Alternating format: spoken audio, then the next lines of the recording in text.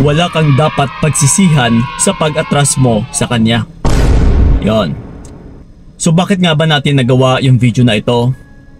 Na wala ka dapat pagsisihan sa pag-atras mo sa kanya. Kasi karamihan is ito po yung naging dahilan na kung bakit yung iba is takot na umatras sa mga partner nila. Kasi baka daw is mapagsisihan lang nila balang araw. Ito mga utol, hindi nyo ba alam na mas lalo pa kayong magsisisi kapag hindi po kayo kumala sa partner ninyo, kapag nanatili po kayo sa partner ninyo?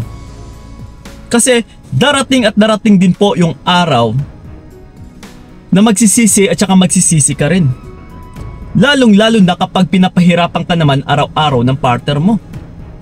Yung tipong wala na siyang respeto, yung tipong niloloko ka na harap-harapan, meron na siyang kausap, meron siyang kinachat, meron siyang tinatawagan, na binabastos ka or hindi ka nire-respeto araw-araw. So, kung mas naiisip mo na baka magsisisi ka lang na once na iniwan mo siya, is talagang mas magsisisi ka pa kapag hindi mo siya iniwan. Dahil darating po yung araw na magsisisi ka lang din utol, na mapapaisip ka na sana noon pa lang is iniwan mo na yung taong ito.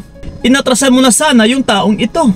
Na once na after mo siyang inatrasan utol, matitiyak ko sa'yo, mas makakamit mo pa yung kaligayahan. Bakit ka magsisisi na inatrasan mo yung tao? Kasi kung siya nga mismo is walang respeto sa'yo, then bakit mo pa maiisip na magsisisi ka lang din sa pag-iwan mo sa kanya? Ang tanong, siya ba nagsisisi sa mga pinaggagawa niya? Nare-realize niya ba na naaapakan niya na yung pagkatao mo?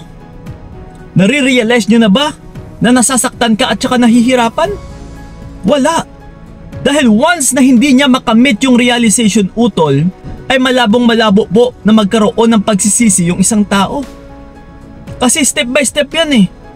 Na kailangan is papagdaanan niya muna yung realization bago hahantong sa pagsisisi. Na instead ikaw itong magsisisi kung bakit mo siya inatrasan, is dapat siya itong magsisisi na kung bakit kanya niloko, na kung bakit kanya binabaliwala, na kung bakit ginagawan kanya ng kasamaan, or na kung bakit kanya sinasaktan. So siya dapat yung magsisisi utol kung bakit humantong kayo sa ganito. Na lagi po ninyong tandaan talaga kung ano yung pinakapunot dulo. Kasi meron din talaga natatakot, isa pa ito na natatakot yung iba na kalasan or atrasan yung partner nila is dahil din sa pagmamanipula ng mga partner nila. Ginagaslight, binabaliktad. Na kung maniniwala kayo, syempre buhay niya yan. Kailangan niya ring isalba yun. Na instead na siya itong makonsensya is ililipat niya sa iyo yung pagkukonsensya. Na ikaw pa itong makukonsensya sa ngayon kung makikinig ka sa sasabihin niya. Yes. So halimbawa na lang sa panggagaslight niya, sasabihin niya kung bakit siya nagkakaganito dahil din sa ugali mo, na ikaw din itong nagpasimuno. So ngayon, kung ikaw itong nakikinig, kung pinakinggan mo yung sinabi niya, then sino ngayon yung magsisisi? Ikaw. Na mas lalo kang matatakot sa pag-atras sa kanya. Na uy, teka lang, wag ko siyang atrasan. Kasi baka mapagsisihan ko lang kasi ako itong may kasalanan eh. Kung nakinig ka sa kanya, na talagang ipapalabas neto ng partner mo na ikaw yung may kasalanan para makonsensya ka. Na para hindi mo madiretso yung pinaplano mong pag-atras sa kanya. So ganun po yun mga utol. That's why sa mga natatakot dyan is huwag na huwag po kayong matakot sa pag-atras. Na baka mapagsisihan nyo lang balang araw. No. Wala ka dapat pagsisihan dito utol. Lalong lalo na kapag isinaalang-alang na yung buhay mo or yung kaligtasan ng buhay mo. Nahihirapan ka na, sinasaktan ka na physically.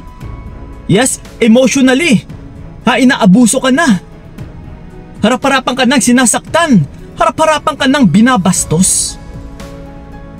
So kailangan mo ring umalarma dahil dito magpapakita kung paano mo rin binibigyan ng paghahalaga or ng pagpapahalaga yung buhay mo or yung sarili mong buhay. Kapag binabaliwala mo lang kasi, na kahit binabastos ka na or kahit ginagago ka na, then mas lalo mo lang pinapakita na okay lang sa yung gaguhin. So okay lang ba sa yung gaguhin ka? Pasensya sa term natin ulit. Siyempre hindi. Kailangan mo ring umalarma, utol, na instead na lumabang ka, subukan mo po na umatras. Dahil yung pag-atras mo palang, utol, is magandang paghihiganti na po yan. And then once na umatras ka, you should never look back. Huwag ka nang tumingon pa, huwag ka nang bumalik pa, para siya itong mabibigyan natin ng pagsisisi. Sa lahat ng mga pinaggagawa niya, sa lahat ng mga pinaggagawa niyang katarantaduhan sa'yo, sa lahat ng pagbabastos din sa'yo. So ganun po. So sa mga umatras dyan, wala kayo dapat pagsisihan. Ituloy nyo po, lalong-lalo na kung para naman talaga sa kaligtasan ninyo. Okay? So yun po mga utol, sana'y nakatulong yung video na ito at saka sana'y nagpalakas ito ng loob ninyo, lalong-lalo na sa mga nanghihina dyan. Nandito lang po tayo, payong kaibigan ni Kiko, and then sa mga gusto pala akong makausap one-on-one, PMS na lang sa aking FB page na payong kaibigan ni Kiko. So kita kids, maraming salamat, so ingat kayo, God bless and babush! Mas mabuti nang bitawan ka para wala nang pait. Hanggang dito na lamang kung nakayanan ko, nakawakan ang naranasan ko, bibitawan para malaman mo